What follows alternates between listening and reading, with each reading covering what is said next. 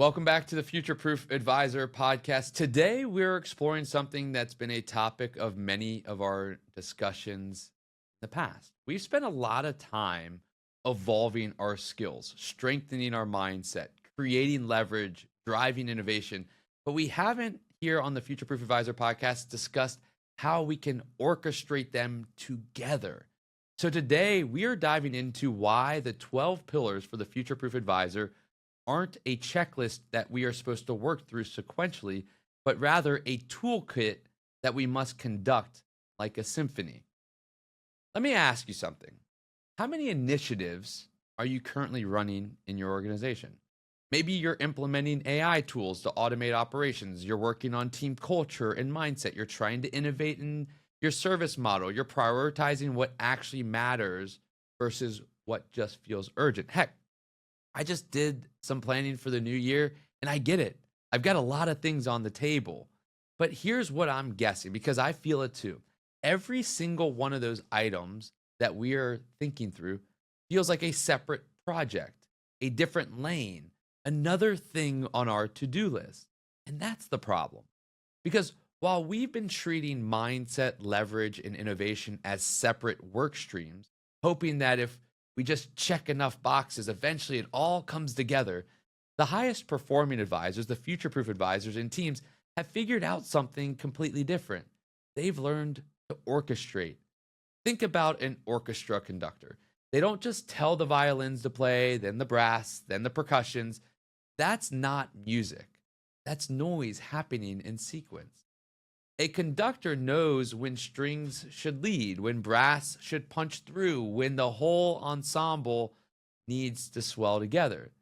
They're blending instruments in real time to create something none of those individuals could produce alone. And that's what the FutureProof Advisor does with their skills.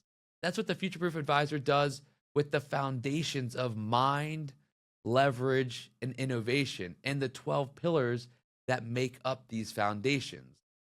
They don't just have strong mindset and leverage and innovation. They know which one to lean on, when to pair them, and how to shift fluidly between them to solve the actual problem in front of them. And when we can do that,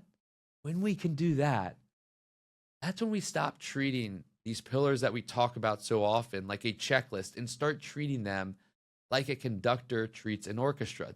When we can do all of that together, that's when the breakthrough happens. That's when the aha moment occurs that we feel we have future-proofed ourselves, our firm, to enable us to better serve the clients that we talk with every day. So here's what we're covering today. First, we're going to explore integration and why it is the difference between firms that implement tools and firms that create transformation. Then I'm going to show you why AI implementations fail, or cultural initiatives, or operational overhauls. Spoiler, they are being treated like isolated projects instead of orchestrating mind, leverage, and innovation together. Third, we'll look at how organizations like Pixar don't separate storytelling from technology from artistry. They orchestrate all three. And we'll break down exactly how they do it and how we can do it in investment management. And finally, I'll give 3 frameworks to start conducting our own firm, knowing which pillar to emphasize, when to blend multiple pillars, and how to shift based on what the moment demands. This is about moving from checklist to the conductor's podium. It's about putting all we have been talking about together and reaching that pinnacle, which is being a future-proof advisor. So let me take a step back and take you back to a moment that still makes me cringe a little bit. It was a few years ago. We were implementing a major technology overhaul at our firm. We'd identified the perfect platform. We'd budgeted for it. We'd gotten buy-in from leadership. We were doing everything quote unquote right. And it failed spectacularly. Not because the technology was bad. It wasn't. Not because we didn't have the resources. We did. It failed because I treated it like an isolated initiative. I focused entirely on leverage, building the workflows, creating the automations, documenting the processes, but I completely ignored mindset. I didn't address the team's fear of change. I didn't help them see why this mattered beyond efficiency. And I skipped innovation. I know it's shocking entirely. I assumed that once we built it, we were done. No testing, no iteration, no measurement of what was actually working. I had all the right pieces, but I was playing them in the wrong order at the wrong volume for the wrong audience. I was trying to play a symphony by having each section perform their part separately and hoping it would somehow sound good when we stitched it all together. That's not how orchestras work, and that's not how our firms work either. The breakthrough came when I realized I do not need more skills. I need to learn how to conduct the ones that I already have. And when I went back and orchestrated, when I paired the technology implementation, which was creating leverage, with workshops on embracing change, which helped with mindset, and then built in feedback loops to iterate in real time, which is innovation, everything clicked. And that's what today's episode is about. Not adding more to your plate, but learning to conduct what's already on it. So let's start with the foundational insight. Of the 12 pillars that we talk about, the frameworks for strengthening mind, creating leverage, and driving innovation, there's one that makes all the others actually work. And that's pillar number 12, integration. Integration is the driver of determination. Here's what that means. You can have the strongest mindset in the world. You could build incredible leverage through systems and technologies. You can innovate like crazy. But if you cannot integrate them, if you can't determine which skill to apply when, how to blend them dynamically, and when to shift gears, we will never really reach our full potential. Let me give a concrete example. AI implementation, something that we're all tackling today. Right now, advisory firms are falling into two camps. Camp one treats AI as a pure leverage play. They buy the tool, they automate some tasks, they hope for efficiency gains, and then they are shocked when adoption is terrible and ROI never materializes. We all know those people in those firms. It may be us. We failed at that as well. Camp two orchestrates all three dimensions: mind or mindset. They start by addressing resistance. They run workshops on how AI augments our role, it doesn't replace it. They get the team excited about reclaiming time for the high value work they enjoy. Then it's about leverage. These teams build repeatable prompts, integrate data workflows, and create systems that make AI easy to use consistently. And then it's about innovation. These firms test, they iterate, they measure. They don't implement AI and call it done. They run experiments. Does this prompt structure work better for client emails or internal research? They measure impact. Did this actually free up 3 hours per week per advisor? The firms that succeed with AI aren't the ones with the best technology. They are the ones that orchestrate mind, leverage, and innovation in concert. Now, here's why this is hard. Cognitive scientists call wealth management an ill-structured domain. Unlike assembly line work or basic accounting, our profession has context-dependent problems. The same strategy that works brilliantly for one client could be disastrous for another with an identical balance sheet but different values. We also have constantly shifting environments, tax law changes, markets moving, client priorities evolving overnight. And finally, we have ambiguous data.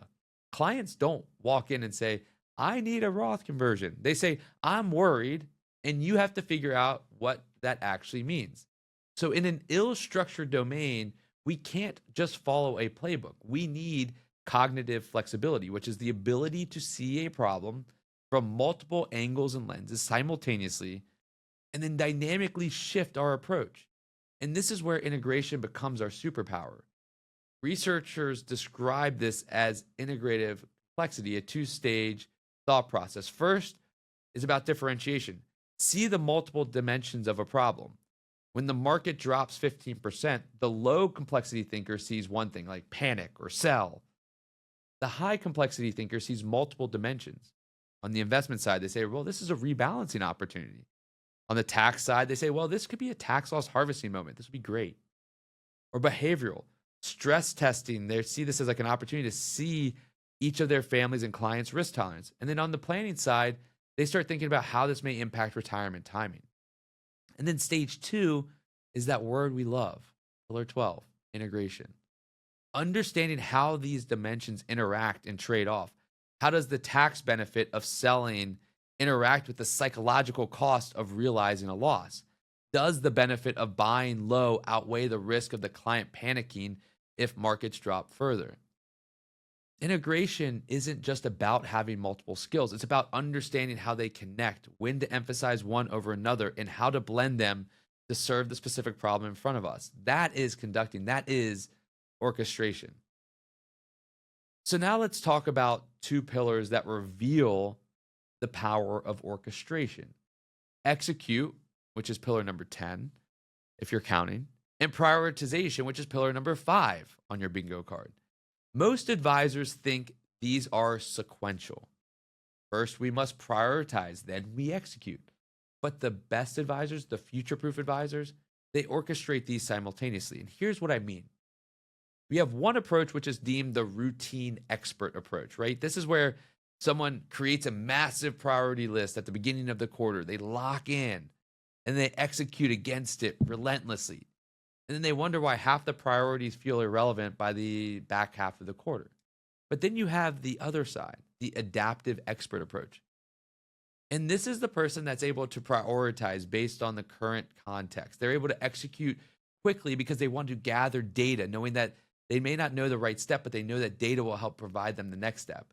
And then they reprioritize based on what they've learned, execute again with new insight, and then loop continuously through that. It's what military strategist John Boyd called the OODA loop: observe, orient, decide, act. The firm that can cycle through this loop faster than their competition wins. Let me give you an example. Two firms decide to improve client communication.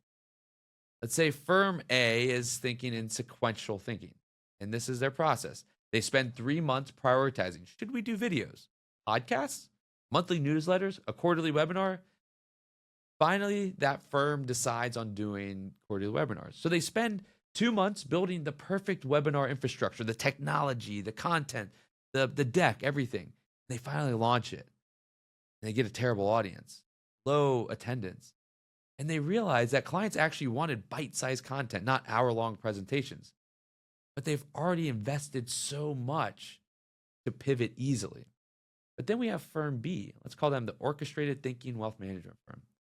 They run a quick prioritization within a couple of hours. What's the fastest test we can run? They execute that in 1 week. They record a 5-minute video and they just send it to 20 clients. And they gather feedback immediately. Maybe they pick up the phone or they have a survey. And based on that, they reprioritize. Clients love the short format but want it weekly, not monthly. And then they execute it again. And they build a simple weekly video cadence. After a month, they have real data to inform the next priorities. And I think you can see the difference here. Firm A treated prioritization and execution as a separate work stream. So let's prioritize perfectly, and then let's go execute perfectly. While firm B orchestrated them in a tight loop.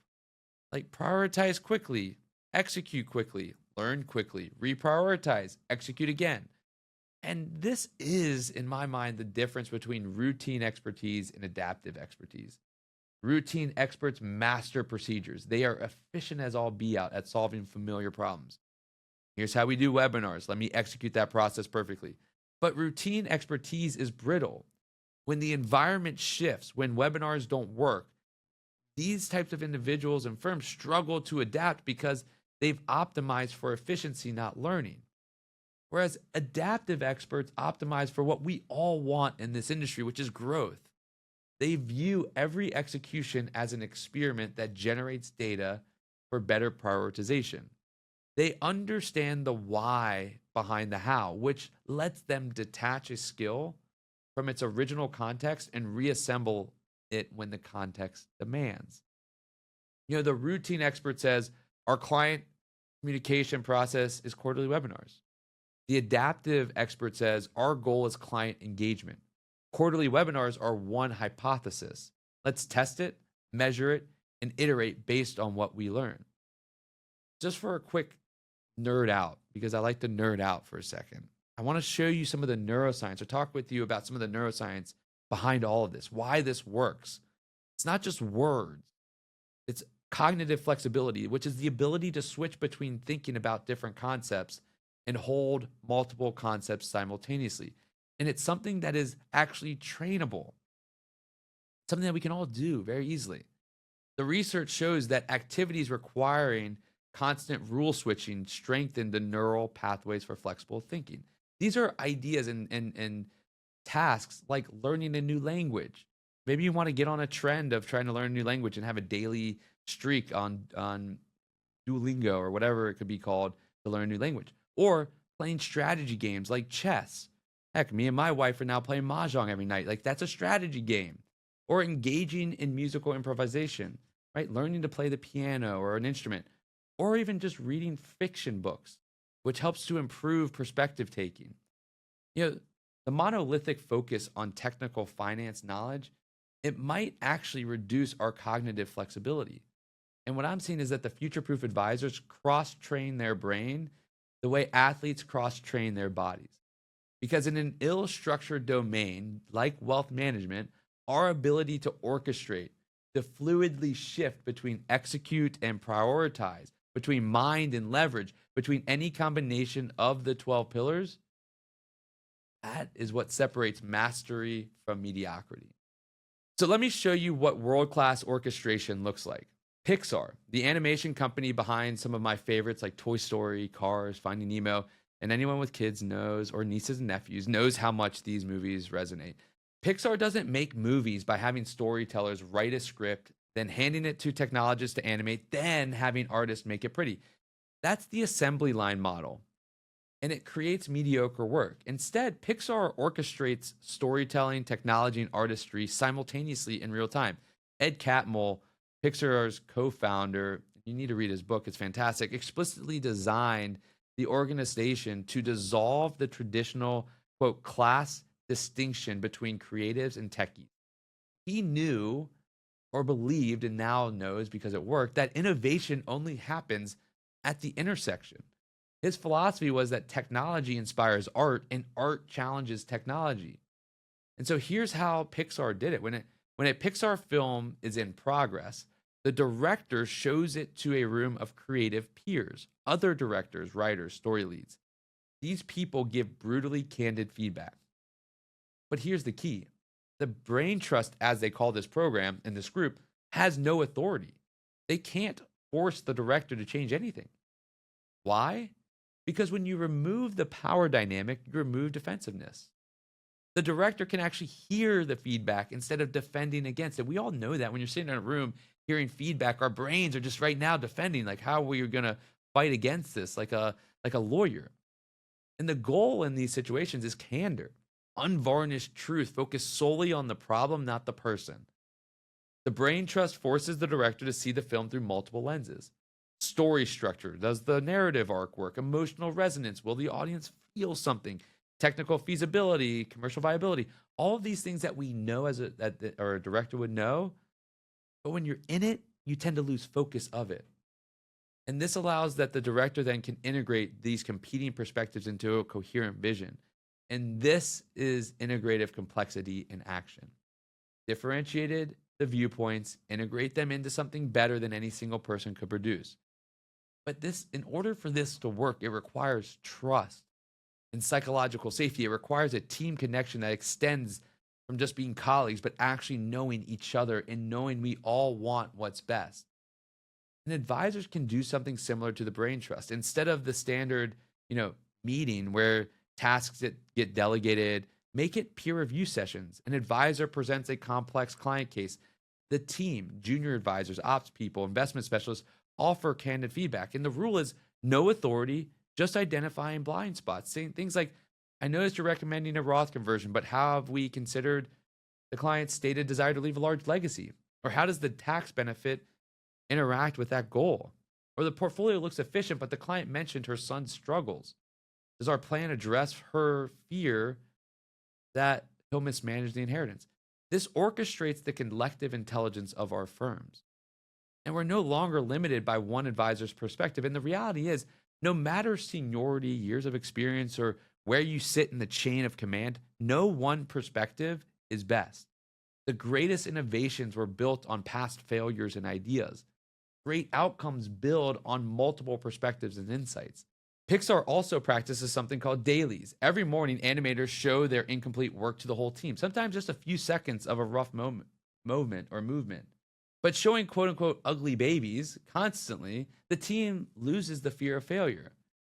But here's the orchestration magic. An animation or an animator working on a character's facial expression might get feedback from a lighting expert that the shadow obscures the emotion, or a rigger that the skeletal structure limits the movement. They're integrating the skills of animation, lighting, and rigging in real time, not sequentially. And the powerful takeaway that I learned from reading this about Pixar is the consistency of it. Too often, we spend time in our own silos beautifying that quote unquote ugly baby. We get it to a point where we think it's beautiful. We've dedicated time, thought, energy, and focus to it. We then show it to others. They have feedback and we get defensive. Not because of the person saying it, but because we have dedicated so much time to it. This process eliminates that scenario, which I think is so key to progress. And it's what makes Pixar special. Pixar doesn't have the best individual skills. What they have is that they've institutionalized the ability to orchestrate all of these skills that they do have together. They've created structures, the brain trust dailies, that force integration, and we all can do the same in our advisory practices. A conductor doesn't just tell the violins to play, then the brass, then the percussions. That's not music, it's noise and sequence. A conductor reads the room, the musicians, the acoustics, the audience energy, and makes real-time decisions. Should strings lead here, or should brass punch through now to create that drama? Should the whole ensemble swell together for the climax? The 12 pillars for a financial proof advisor work the same way. You don't just, quote, do mindset, then do leverage, then do innovation. You conduct them dynamically based on what the specific situation demands. When a client is paralyzed by fear during a market crash, you emphasize mindset pillars, helping them process emotions, reframe the narrative. When you're implementing a new CRM system, you emphasize leverage pillars, building systems, documenting workflows, etc. When you're trying to differentiate your service model, you emphasize innovation pillars, testing new approaches, iterating based on feedback, etc. But when emphasizing one pillar, you are inherently using lessons from others. Whether it is the leverage you've created to spend more time consoling that client during the market crash, or it's the innovative mindset to rethink how you work as you adapt a new CRM, or the ability to have the mindset to accept failure and a bit of luxury and time due to the leverage that allows you to emphasize on the innovation pillars. All the instruments are playing together. The conductor is deciding which one to highlight at each particular time. Let me provide one real life example tied back to what we are all dealing with in the world today with AI. Too often, we jump straight to looking at the tools, what they can do, and then how we can use them in the work we do today. Rather, I believe that we all need to start thinking about how we can rethink how we work before looking for the tools to utilize in the way we work. So, a framework to help us navigate this would be the orchestration question. Before any initiative, ask ourselves, which of the three dimensions, mind, leverage, innovation, am I neglecting? And most failed initiatives suffer from single pillar thinking. Here's the example on AI. If you're only thinking about leverage, let's buy this tool and automate tasks, then you're setting yourself up to fail. Add in orchestration. Let's talk about each one. Mind. Add in questions like, how do we address the team's fear that AI will replace them? How do we get them excited about reclaiming time for high value work? Leverage. What repeatable prompts and workflows make AI easy to use consistently? What would be a utopia process? And then innovation. How do we test this in a safe environment? What will we measure to know if it's working? How might we best reach our utopia vision with the landscape of options we have today? And when you orchestrate all three of these, implementation actually sticks. So this week, I challenge all of us. Let's look at our initiatives. In which dimension are we neglecting? And add that back in. So as I close up, here's what I keep coming back to. We spent years building our skills. And over the past several years, with regards to the FutureProof Advisor podcast, we've had conversations that have been honing in on these important foundations, strengthening mindset, creating leverage, driving innovation. And that work, it matters. You've put it in. These skills are essential. But here's the truth. Having the skills is table stakes. Conducting them is what creates breakthroughs. Think about it. Every firm in this industry has smart people. Most firms have decent technology, and many firms talk about culture and innovation.